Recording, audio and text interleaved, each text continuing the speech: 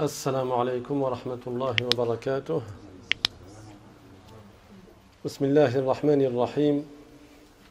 الحمد لله رب العالمين، وصلى الله وسلم على سيدنا محمد طه الأمين وعلى آله وصحبه الطيبين الطاهرين. اللهم لا سهل إلا ما جعلته سهلا، وأنت يا حي يا قيوم تجعل الحزن إذا شئت سهلا. اللهم علمنا ما جهلنا وذكرنا ما نسينا وانفعنا بما علمتنا وزدنا علما. La louange est à Allah, le Seigneur des mondes, et que l'honneur et l'élévation en degrés soient accordés au prophète Muhammad sallallahu alayhi wa sallam. Nous demandons à Allah qu'il nous fasse apprendre ce que nous ignorons, qu'il nous fasse nous rappeler ce que nous avons oublié et qu'il nous augmente en connaissance. Et nous lui demandons de nous préserver de l'état des gens de l'enfer. Et nous demandons à Allah de nous accorder une intention sincère dans l'apprentissage de la science de la religion et dans l'application de celle-ci. نحن الآن في آخر درس نشرح فيه قصيدة مقتضى الشهادتين للإمام النابلسي رحمه الله. Nous allons aujourd'hui donner le dernier cours dans l'explication du poème qui s'appelle Muqtada al-Shahadatayn de son auteur, le grand savant hanafite, l'imam Abdul Ghani al-Nabulsi. وكنا قد شرحنا فيها الشهادتين أشهد أن لا إله إلا الله وأشهد أن محمد رسول الله. Et cette poésie, ce poème, il rassemble les connaissances indispensables qui résument la signification des deux témoignages, c'est-à-dire de l'attestation de foi qui est « je témoigne qu'il n'est de Dieu qu'Allah et je témoigne que Muhammad est le messager d'Allah ». وبقي لنا بيتان أو ثلاثة أبيات. Et il nous restait 2 vers ou 3 vers à expliquer. يقول المؤلف رحمه الله: وكل ما عنه النبي أخبر فإنه محقق بلا امتراء. L'auteur, qu'Allah lui fasse miséricorde, a dit dans le sens: et tout ce dont le prophète sallallahu alayhi wa sallam a informé, tout ce que le prophète sallallahu alayhi wa sallam a dit, c'est une vérité sans aucun doute. Le prophète sallallahu alayhi wa sallam, s'il nous a annoncé que des choses auront lieu dans le futur, alors forcément ces choses-là auront lieu, sans aucun doute. C'est ainsi la croyance du musulman. Pourquoi? Parce qu'Allah subhanahu wa ta'ala dit dans le Coran honoré: وَمَا يَنْطِقُ عَنِ الْهَوَىٰ إِنْ هُوَ إِلَّا وَحْيٌ يُوحَىٰ. C'est-à-dire que le prophète sallallahu alayhi wa sallam ne prononce rien sous l'effet de la passion. Mais tout ce qu'il dit, c'est une révélation qui lui est révélée. فَإِذَنْ الرسول صلى الله عليه وسلم ليس بكاهن. Le prophète sallallahu alayhi wa sallam n'est pas un voyant, ce n'est pas un devin. Mais quand il nous dit qu'une chose va avoir lieu, qu'une chose va arriver, c'est que Allah Ta'ala lui a révélé cela. ثم قال المؤلف رحمه الله: من نحو أمر القبر والقيامة وكل ما كان له علامة. Il dit comme exemple, l'auteur dit comme exemple, comme quoi on doit croire en tout ce que le prophète nous a annoncé, des choses qui auront lieu, comme par exemple ce qui va se passer après la mort, comme le châtiment de la tombe et la félicité de la tombe, ce qui se passe dans la tombe. Et également ce qui se passera au jour dernier. Et tout cela, on l'a expliqué dans le dernier cours. Et là, il rajoute à la fin وَكُلِّ مَا كَانَ لَهُ عَلَامَةٌ. Également tout ce que le prophète sallallahu alayhi wa sallam a dit concernant les signes qui indiquent que la fin du monde est proche et que donc le jour dernier est proche. Et là, il nous parle des signes de la fin du monde. الرسول صلى الله عليه وسلم أخبر أن أمورا ستحصل وهذه الأمور تدل على أن القيامة قريبة. Le prophète sallallahu alayhi wa sallam a annoncé l'avènement d'un certain nombre de choses qui vont avoir lieu et qui indiquent que la fin du monde est proche et que donc le jour dernier est proche. Parce qu'à partir du moment où il y a la fin du monde, l'ange Israfil va souffler dans le corps et tout le monde va mourir, sauf certaines exceptions, pour qui Allah a prédestiné qu'ils ne mourront pas, comme les anges qui portent le trône. Mais sinon, les anges, les animaux, les êtres humains, les djinns, tout le monde va mourir. Même l'ange de la mort va mourir. Même l'ange Israfil va mourir, celui qui souffle dans le corps. Puis 40 ans plus tard, Allah Ta'ala va ressusciter l'ange Israfil qui va souffler à nouveau dans le corps et ce sera la résurrection et donc le début du jour du jugement. Ce sera le début du jour dernier. Donc quand on dit que la fin du monde est proche, ça veut dire que le jour dernier est proche parce qu'il y a 40 ans entre la fin du monde et le début du jour dernier. Et le prophète sallallahu alayhi wa sallam, il nous a indiqué des choses qui vont avoir lieu qui montrent que la fin du monde elle est proche. Et donc, on doit se préparer pour le jour dernier, qui est juste après. Ces choses-là que le prophète sallallahu alayhi wa sallam a citées, certaines d'entre elles, on les appelle les petits signes de la fin du monde, et d'autres, on les appelle les grands signes de la fin du monde. Ashratu as-sa'a qisman. Qismun hiya al-alamat as-sughra, wa qismun hiya al-alamat al-kubra. فقال المؤلف رحمه الله وكل ما كان له علامة أي يجب الإيمان بكل ما أخبر الرسول صلى الله عليه وسلم مما هو علامة على اقتراب الساعة مثل طلوع الشمس من مغربها وقصة الدجال كن منتبها. Et là l'auteur nous cite deux exemples. Il dit tu dois croire aux signes de la fin du monde parce que le prophète est véridique et tu dois croire en tout ce que le prophète a annoncé. Il te donne comme exemple le fait que le soleil se lèvera de l'ouest et la sortie du charlatan, le borgne, ad-Dajjal. Alors sois attentif à cela. Allah subhanahu wa ta'ala يقول في القرآن الكريم يسألونك عن الساعة أيان مرساها فيما أنت من ذكراها. Dans le Coran, Allah Ta'ala nous informe que les gens demandent au prophète sallallahu alayhi wa sallam quand aura lieu le jour dernier. Seul Allah sait quand aura lieu le jour dernier. Le prophète lui-même ne le sait pas. An-Nabi sallallahu alayhi wa sallam marratan ja'ahu Jibril alayhi salam. Un jour, Jibril, l'ange Jibril, il est venu voir le prophète sallallahu alayhi wa sallam, mais pas sous sa vraie apparence d'ange. Il est venu sous l'apparence d'un homme. Et la plupart du temps, l'ange Jibril alayhi salam venait visiter le prophète sallallahu alayhi wa sallam sous l'apparence d'un homme, mais sans l'appareil génital, parce que les anges ne sont ni des mâles ni des femelles. Et même quand ils prennent l'apparence d'un homme, c'est sans l'appareil génital. Et l'ange Jibril alayhi salam a posé des questions au prophète sallallahu alayhi wa sallam. Jibril sa'ala al-rasoul as'ilatan. Jibril ya'rifu al-jawab. Jibril alayhi salam, il connaît la réponse. لكنه سأله حتى يجيب الرسول أمام الصحابة فيتعلم الصحابة. Jibril a interrogé le prophète pour que le prophète réponde devant les compagnons pour que les compagnons apprennent la science de la religion. فمن الأسئلة قال له أخبرني عن الإسلام. Parmi les questions, Jibril lui a dit parle-moi de l'islam. فقال عليه الصلاة والسلام الإسلام أن تشهد أن لا إله إلا الله وأن محمد رسول الله. Le prophète a répondu l'islam c'est que tu attestes qu'il n'est de Dieu qu'Allah et que Muhammad est le messager d'Allah. وَتُقِيمَ الصَّلَاةِ et que tu fais la prière. وَتُؤْتِيَ الزَّكَاةِ وَتَصُومَ رَمَضَانَ وَتَحُجَّ الْبَيْتَ إِنِ اسْتَطَعْتَ إِلَيْهِ سَبِيلًا. Tu verses la zakat, tu jeûnes le mois de Ramadan et si tu as la capacité, tu vas faire le hajj à la maison sacrée, le pèlerinage. فَقَالَ لَهُ جِبْرِيلُ صَدَقْتَ. Jibril lui a dit c'est vrai ce que tu dis. Là les compagnons, ils n'ont pas compris. Comment cet homme qu'ils ne connaissent pas, il vient poser des questions et après il lui dit tu as raison, c'est juste. قال عمر رضي الله عنه فعجبنا له يسأله ثم يصدقه. Omar qui raconte cette histoire, Omar ibn al-Khattab, il était là. Il a dit on était étonnés, il lui pose des questions, après il lui dit c'est correct. ثم سأله عن الإيمان. Ensuite il l'a interrogé au sujet de la foi. C'est quoi l'iman? فقال عليه الصلاة والسلام الإيمان أن تؤمن بالله وملائكته وكتبه ورسله واليوم الآخر وتؤمن بالقدر خيره وشره. Le prophète sallallahu alayhi wa sallam a répondu la foi c'est que tu crois en Allah, en ses anges, en ses livres, en ses envoyés, les messagers de Dieu, au jour du jugement et que tu crois au destin. Tout ce qui arrive, ça arrive par la volonté de Dieu, par sa prédestination éternelle, que ce soit des choses de bien ou de mal, c'est Dieu qui les a prédestinées. ثم قال له أخبرني عن الإحسان. Il lui a dit صدقت, tu as raison, c'est juste ce que tu dis. Et après il lui a dit parle-moi de al-ihsan. Al-ihsan, le plus haut degré de la foi que nous pouvons atteindre. Haut degré dans la sainteté, dans la piété, al-ihsan.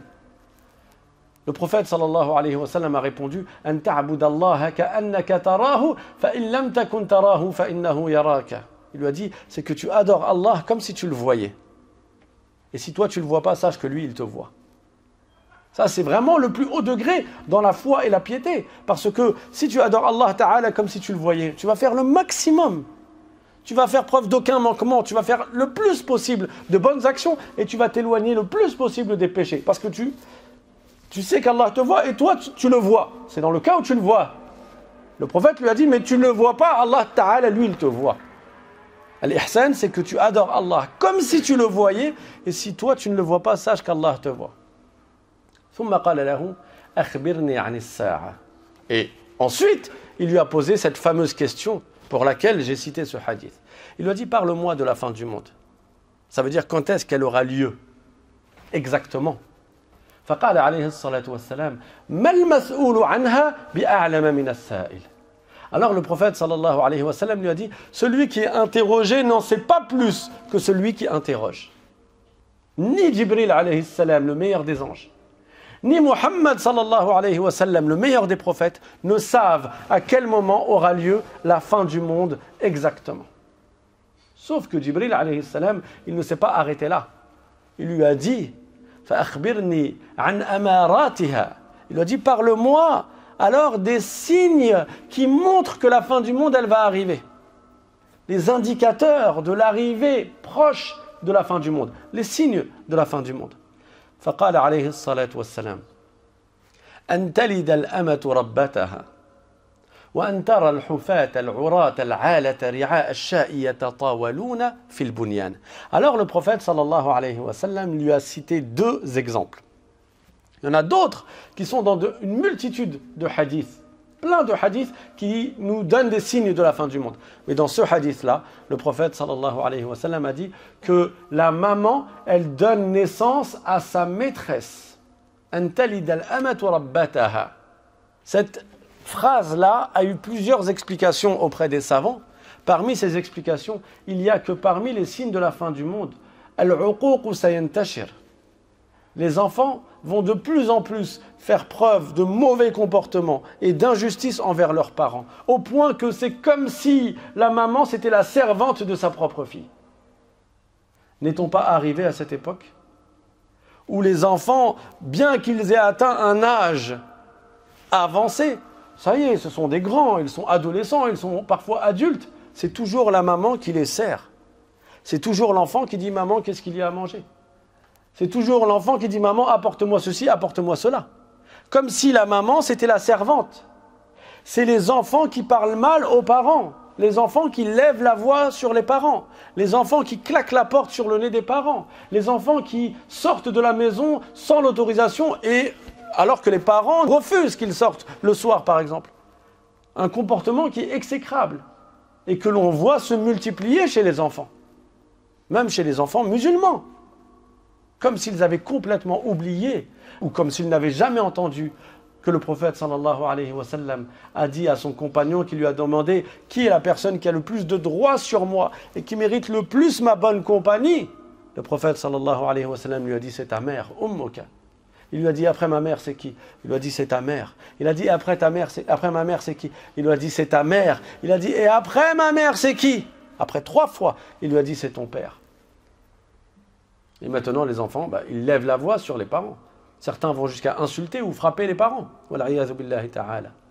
Et ça compte parmi les plus grands péchés. Allah Ta'ala dit dans le Coran فَلَا تَقُلْ لَهُمَا أُفٍّ وَلَا تَنْهَرْهُمَا وَقُلْ لَهُمَا قَوْلًا كَرِيمًا. Ne leur dis même pas ouf. Ouf, c'est une expression en arabe qui indique le soupir. Ça veut dire ne leur soupire même pas à la figure. وَلَا تَنْهَرْهُمَا, ne les épuise pas. وَقُلْ لَهُمَا قَوْلًا كَرِيمًا, et dis-leur des belles paroles. À quel moment, dans le début du verset, il est indiqué lorsque tes parents seront vieux, ou l'un des deux sera vieux et qu'il vivra chez toi. Ça veut dire dans le cas extrême où tu peux être amené à être fatigué, à avoir besoin de souffler. Ils sont vieux, peut-être qu'ils radotent, peut-être qu'ils te demandent des choses, plein de choses qui parfois ne sont pas nécessaires. Et ils habitent dans ta maison. Donc c'est vraiment un moment qui peut être éprouvant et fatigant. Dans ce cas extrême, tu leur dis même pas ouf. Que dire de avant quand c'est eux qui t'hébergent, que tu habites chez eux, qu'ils te nourrissent alors que tu es adulte. Certains même, ils travaillent et ils vivent chez leurs parents et ils n'aident même pas leurs parents. Et ils ont un mauvais comportement avec leurs parents. Donc ça fait partie des signes de la fin du monde. Non pas l'existence de ce phénomène, parce que ça existe depuis très longtemps. Il y a déjà eu, même il y a des centaines d'années, des gens qui tombent dans le uquq, c'est-à-dire le fait de nuire gravement à ses parents. Mais la multiplication de ce phénomène fait partie des signes de la fin du monde. Et là, on le voit à notre époque. ثم قال عليه الصلاة والسلام وأن ترى العراة العالة رعاء الشاء يتطاولون في البنيان. Ensuite, le prophète sallallahu alayhi wa sallam a dit, et parmi les signes de la fin du monde, il y a que tu vois ceux qui étaient des bergers, va-nu-pieds, ils n'avaient même pas de souliers, pieds nus ou en chinguelin, en claquettes.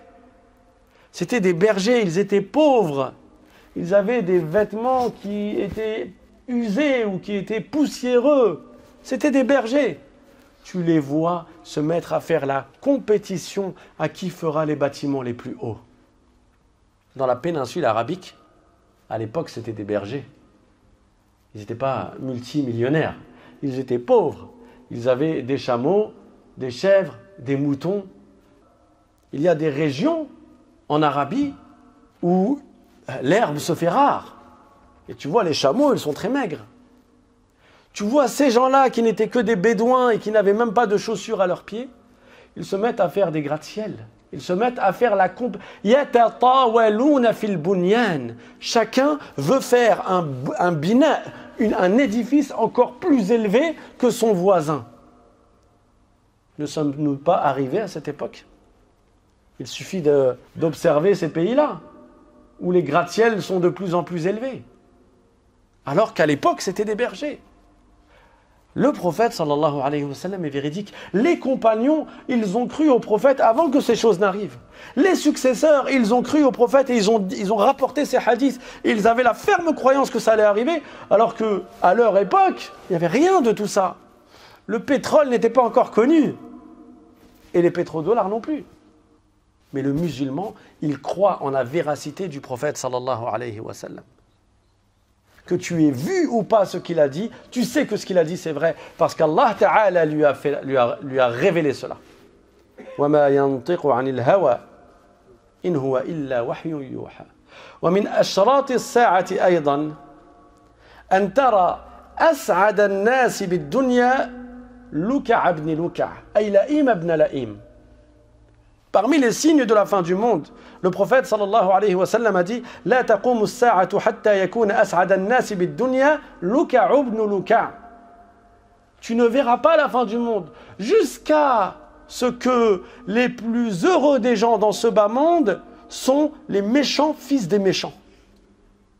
Les plus mauvais des gens, enfants et fils des plus mauvais des gens, ce sont eux qui gouverneront le monde ou qui seront les plus riches et les plus heureux dans ce monde. Ne sommes-nous pas arrivés à cette époque? قال رسول الله صلى الله عليه وسلم من اقتراب الساعة أن ترفع الأشرار وتوضع الأخيار. Le prophète sallallahu alayhi wa sallam a dit, parmi les signes de la fin du monde, les gens mauvais seront élevés et mis en avant, et les gens bons seront écrasés et mis en arrière. Ne sommes-nous pas arrivés à cette époque?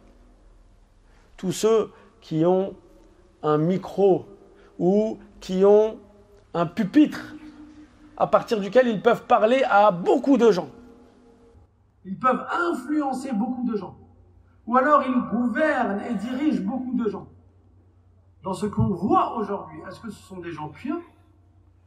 Est-ce que ce sont des gens qui craignent Allah Ta'ala? Ou bien ce sont des gens qui appellent au haram, qui appellent au mal, qui appellent à désobéir à Allah Ta'ala, qui influencent les autres et qui les incitent à commettre des péchés et des interdictions.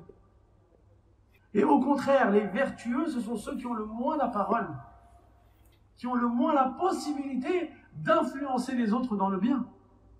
Cela fait partie des signes de la fin du monde. كذلك ورد عن النبي صلى الله عليه وسلم يكون في آخر أمتي خليفة يحثي المال حثيا لا يعده عددا. Également, parmi les signes de la fin du monde, le prophète sallallahu alayhi wa sallam a dit qu'il viendra un homme, et cette fois-ci c'est un homme vertueux, qui réunira les gens autour de la justice, derrière l'équité et la justice. Et cet homme-là, il fait partie de la descendance du prophète sallallahu alayhi wa sallam. Et on le surnomme Al-Mahdi. Et il s'appelle Muhammad, fils de Abdullah. الرسول صلى الله عليه وسلم قال لا تقوم الساعة حتى يرأس الناس رجل يواطئ اسمه اسمي واسم أبيه اسم أبي. Le prophète sallallahu alayhi wa sallam a dit la fin du monde ne viendra pas jusqu'à ce que gouverne les gens un homme dont le prénom est le même que mon prénom et le prénom de son père est le même que le prénom de mon père. Il remplira la terre de justice et d'équité. Ce signe-là n'est pas encore arrivé. Al-Mahdi. Et il fait partie des derniers, des petits signes de la fin du monde. Et après cela viendront les grands signes de la fin du monde.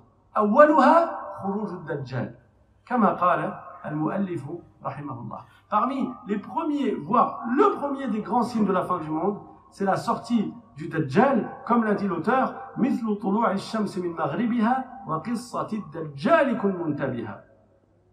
les signes de la fin du monde, l'auteur a cité quoi? Que le soleil se lèvera de l'ouest, ça c'est un des grands signes de la fin du monde, et que Ad-Dajjal, le charlatan, sortira. Et en réalité, les grands signes de la fin du monde sont au nombre de 10. العلامات الكبرى 10. الرسول صلى الله عليه وسلم ذكر من علامات الكبرى خروج الدجال. Le prophète صلى الله عليه وسلم a cité parmi les grands signes de la fin du monde la sortie de Ad-Dajjal, c'est-à-dire le charlatan. ونزول عيسى بن مريم عليه السلام. Également parmi les signes de la fin du monde, les grands signes de la fin du monde, il y a la sortie de Isa ibn Maryam, c'est-à-dire la descente de Isa ibn Maryam alayhi salam. Wa Isa huwa alladhi sayaqtul ad-Dajjal. Isa, c'est lui qui tuera ad-Dajjal, le charlatan. Wa khuruja Ya'juj wa Ma'juj, la sortie des Gog et Magog, qui sont un peuple de Banu Adam, des êtres humains qui ont été enfermés par Dhul Qarnayn, un homme vertueux. Il a mis un barrage entre eux et le reste des êtres humains, comme cela est raconté dans Surat Al-Kahf. Et quand ils sortiront, ils détruiront tous sur leur passage. Et les musulmans ne seront pas capables de leur faire face parce qu'ils seront très très très nombreux. L'un d'entre eux ne meurt pas avant d'avoir vu 1000 personnes de sa descendance.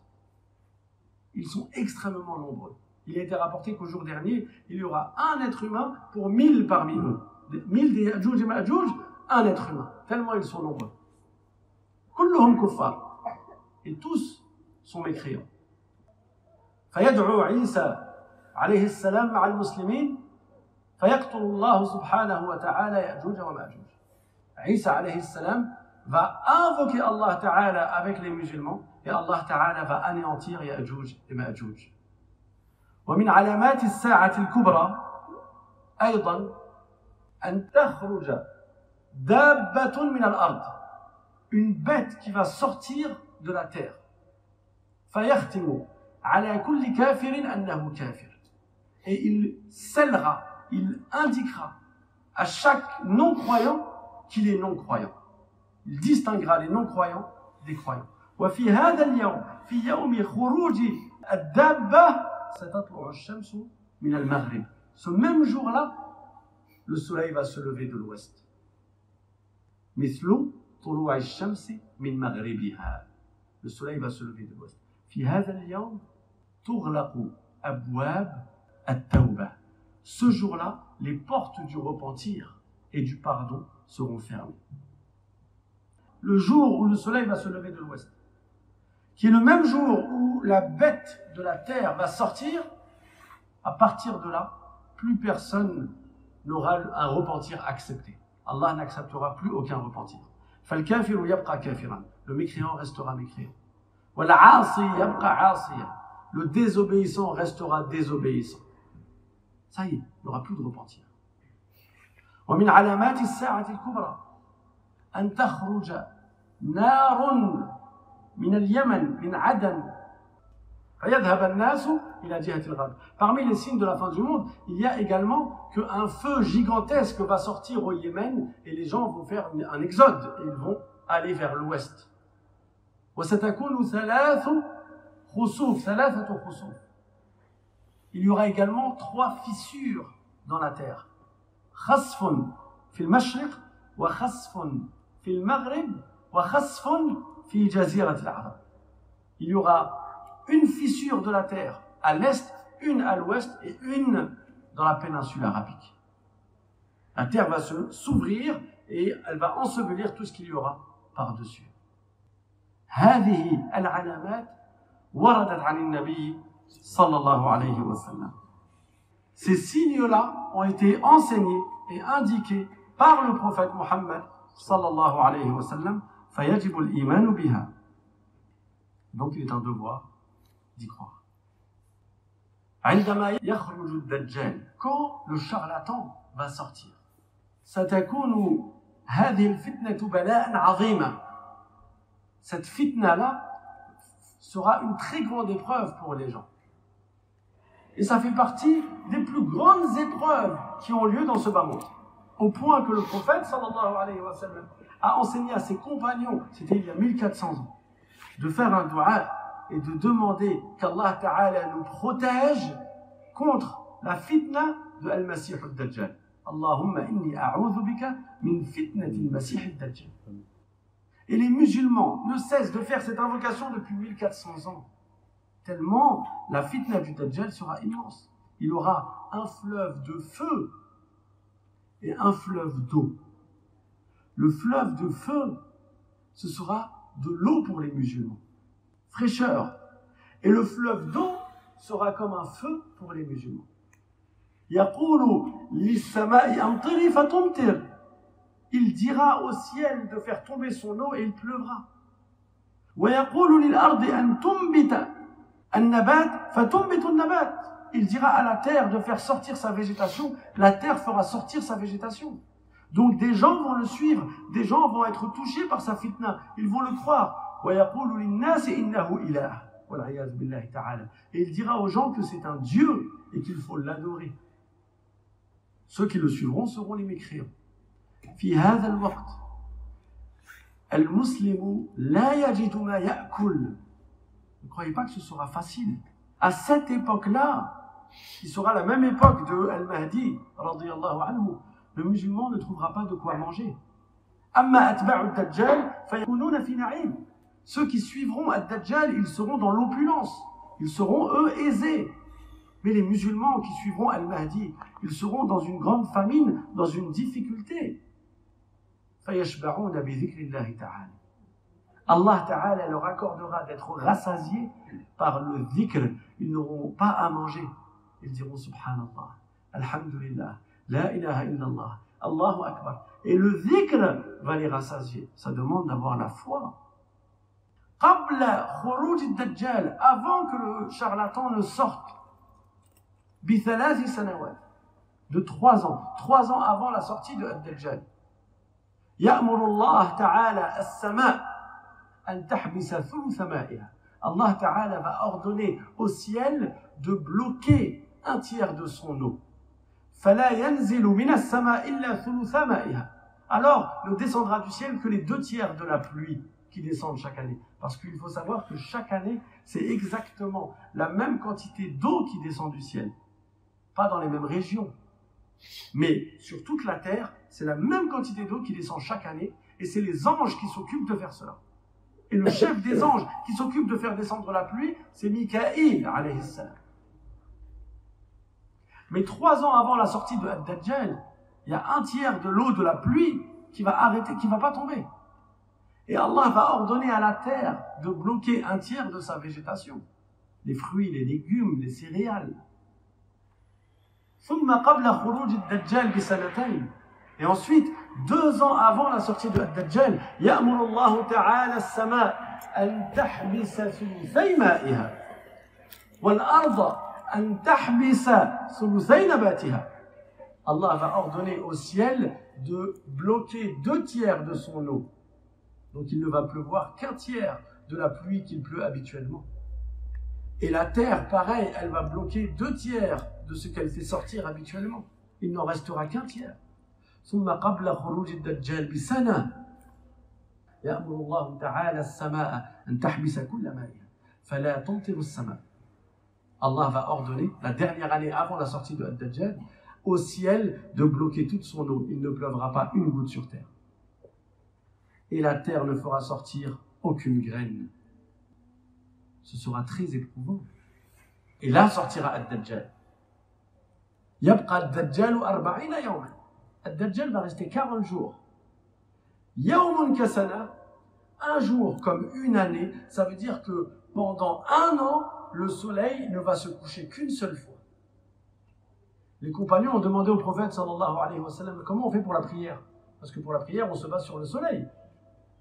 Le subh, il rentre quand l'aube véritable apparaît et il sort quand le soleil commence à se lever. Après le dhahr, il entre quand le soleil se décale du milieu du ciel, de son zénith. Après le asr, il rentre plus tard, dans l'après-midi. Et après le maghrib, il rentre quand le soleil s'est couché. Et après, quand le soleil descend encore plus, jusqu'à ce que les lueurs rouges disparaissent, c'est là que le Isha entre. Donc on a besoin du soleil pour savoir quels sont les temps des prières. Les compagnons, ils ont dit au prophète, mais si un jour c'est comme une année, comment on fait pour la prière? Le prophète sallallahu alayhi wa sallam, il a dit, vous allez estimer par rapport à avant comment le soleil était, et par rapport à ces estimations, vous allez faire à chaque fois 5 prières par jour. Vous n'allez pas faire 5 prières en 1 an. Vous allez faire 5 prières par jour en comptabilisant les journées comme elles étaient avant cette année-là. Yawmun kasana, un jour comme une année. Thumma yawmun kashahr, ensuite un jour qui va durer 1 mois. Thumma yawmun ka usbu', ensuite un jour qui va durer 1 semaine. Thumma baqi al-ayyam ka ayyamina. Et ensuite le reste des jours, ce sera comme les jours qu'on connaît. Il va rester 40 jours. Thumma yaqtuluhu Isa alayhi salam bi babi Ludd. Et Isa alayhi salam tuera Ad-Dajjal en Palestine, dans un endroit qui s'appelle Bab Ludd. كل هذا أخبر عنه النبي صلى الله عليه وسلم. Tout cela, le prophète sallallahu alayhi wa sallam en a parlé. On n'a pas le droit de ne pas y croire. On doit y croire. وكل ما عنه النبي أخبر. Tout ce que le prophète sallallahu alayhi wa sallam a dit et a informé de la part d'Allah subhanahu wa ta'ala, فإنه محقق بلا امتراء. Alors, ces choses-là vont absolument avoir lieu sans aucun doute. On doit croire au prophète dans tout ce qu'il nous a dit. Alayhi salatu wassalam. Et ça fait partie de la base du deuxième témoignage. Wa ashhadu anna Muhammadan Rasulullah. Quand tu dis je témoigne que Muhammad est le messager d'Allah, ça veut dire que tu crois en tout ce qu'il a dit. Tu ne peux pas te considérer musulman et dire oui, c'est vrai que le prophète il a dit ça, mais moi je ne suis pas d'accord avec ça. Pour moi, le prophète il s'est trompé. Ça n'existe pas. Celui qui dit ça, même s'il dit je suis musulman, il n'est pas musulman. Celui qui dit oui, c'est vrai que le prophète il a donné cette loi-là, mais moi je trouve que cette loi elle n'est pas correcte. Celui-là il n'est pas musulman. Comme certains qui passent à la télé à notre époque, qui pour faire plaisir à certaines personnes sont prêts à vendre leur religion. Ils sont prêts à dire ce qu'ils savent être contraire à la religion. Parfois, certains qui se font passer pour des imams. Un d'entre eux, il n'y a pas longtemps, et quelques années, sa vidéo, je crois qu'elle est encore sur YouTube, il passe à la télé. Il a dit, il y a unanimité des savants sur le fait que c'est un devoir pour la femme de porter le voile, c'est-à-dire de couvrir sa tête en dehors du visage. Il a dit, mais moi je ne suis pas d'accord avec ça. À partir du moment où il y a unanimité des savants, ça veut dire que c'est comme ça en islam. L'unanimité des savants fait office de preuve catégorique. Parce que le prophète sallallahu alayhi wa sallam a dit « La tajtami'u ummati ala dalala » Ma communauté ne se réunit pas sur quelque chose d'égarement, sur un égarement, sur quelque chose de faux. Donc si il y a consensus des savants, il y a unanimité des savants sur un sujet de jurisprudence, c'est que forcément c'est comme ça, et forcément ça provient du Coran ou bien du Hadith. Et lui qui se prend pour un imam, il dit, il y a unanimité des savants, et moi je ne suis pas d'accord. Ça veut dire qu'il contredit la religion, il dit je ne suis pas d'accord avec l'islam en fait. Et ça fait partie des signes de la fin du monde. La multiplication des charlatans. La multiplication des gens qui égarent les autres. Al-Rasul sallallahu alayhi wa sallam قال, le prophète alayhi salatu wa sallam a dit, Inna Allah la yaqbidu al-ilma intiza'an yantazi'uhu min afwah al-ulama. Allah ne va pas enlever la science de la bouche des savants. ولكن يقبض العلم بقبض العلماء. Mais il va enlever la science par la mort des savants.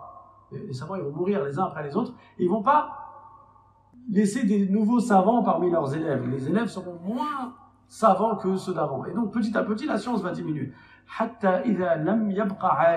Jusqu'au jour où il n'y aura plus de savants. Les gens vont prendre à leur tête des ignorants. Ces gens-là seront interrogés, des ignorants. Ils seront interrogés, ils parleront sans science. Ils égareront et ils s'égareront eux-mêmes. Ça fait partie des signes de la fin du monde. Quand tu crois au prophète sallallahu alayhi wa sallam et tu dis wa ashhadu anna Muhammadan Rasulullah, je crois que Muhammad est le messager d'Allah, ça veut dire que tout ce que le prophète a dit, c'est une vérité. Tu y crois et tu acceptes et tu te soumets, même si tu ne connais pas la sagesse. Que ce soit les choses qu'il a annoncées qui arriveront dans le futur, ou bien les choses du halal et du haram. Pourquoi dans les lois de l'héritage, un tel il prend tant et l'autre il prend tant? Même si tu ne sais pas pourquoi. Si tu sais que le prophète il l'a dit, tu y crois. Et tu sais qu'il y a une sagesse dedans. Pourquoi un tel a le droit de se marier dans telle condition ou avec ceci, cela, et tel autre être humain ne peut se marier que dans telle condition ou ceci, cela? Même si tu ne connais pas la sagesse, le prophète est véridique et le prophète il ramène les lois d'Allah Ta'ala. Donc il y a une sagesse dedans. Pourquoi dans la famille c'est un tel qui doit payer la charge sur le reste de la famille et par contre une telle n'a pas à payer la charge et elle peut faire ce qu'elle veut de son argent? C'est l'islam, c'est le prophète qui l'a dit, on y croit et il y a une sagesse dedans. Il ne faut pas qu'on se dise parce que j'ai pas compris la sagesse, alors je vais remettre en doute ou en question ou je veux rejeter. Non, si le prophète l'a dit, si je sais que le prophète l'a dit, c'est la vérité et c'est ça la croyance du musulman. Et il y a une sagesse dedans. Parce qu'il y a une sagesse dans toutes les lois de l'islam. Allah Ta'ala, il n'a rien créé au hasard, il n'a rien créé sans sagesse. Il a créé toute chose avec une sagesse. Le musulman, c'est celui qui croit en ces deux phrases. Ashhadu an la ilaha illallah. Je témoigne et j'atteste que nul ne mérite d'être adoré hormis Allah. Wa ashhadu anna Muhammadan Rasulullah. Et je témoigne et j'atteste que Muhammad, c'est l'envoyé de Dieu, c'est le messager de Dieu, et donc il est véridique en tout ce qu'il a dit. Le dernier vers de poésie, de cette poésie qui est très riche et qui est compacte, qui résume vraiment ce que nous devons connaître dans la croyance musulmane. هذا هو الحق المبين الواضح وبالذي فيه الإله ناضح. C'est cela, la vérité éclatante, la vérité qui est claire. Et c'est cela, ce qui sort du cœur et qui s'exprime à l'extérieur. Nous devons d'avoir cette croyance-là, la croyance qui a été expliquée tout au long de ces cours-là et de cette poésie-là. Nous devons d'avoir cette croyance. Nous devons de l'exprimer et nous devons d'agir en conséquence parce que celui qui croit que le prophète Mohammed sallallahu alayhi wa sallam est véridique, alors il sait que tels actes comme la prière et le jeûne du mois de Ramadan sont obligatoires et donc il est un devoir de les accomplir et donc il va agir en conséquence. Et que tels ou tels actes qui sont interdits comme le fait de boire de l'alcool ou de voler ou d'insulter ou de mentir ou de médire, ce sont des interdits, des péchés en islam, le prophète les a interdits, alors il doit exprimer sa foi en mettant en pratique l'obéissance au prophète Mohammed sallallahu alayhi wa sallam. Nas'alullah subhanahu wa ta'ala an yaj'alana min ibadihi al-muttaqin. On demande à Allah ta'ala de faire de nous des gens pieux. c'est-à-dire des gens qui obéissent à Allah et à son messager, et des gens qui ne désobéissent pas à Allah Ta'ala et à son messager.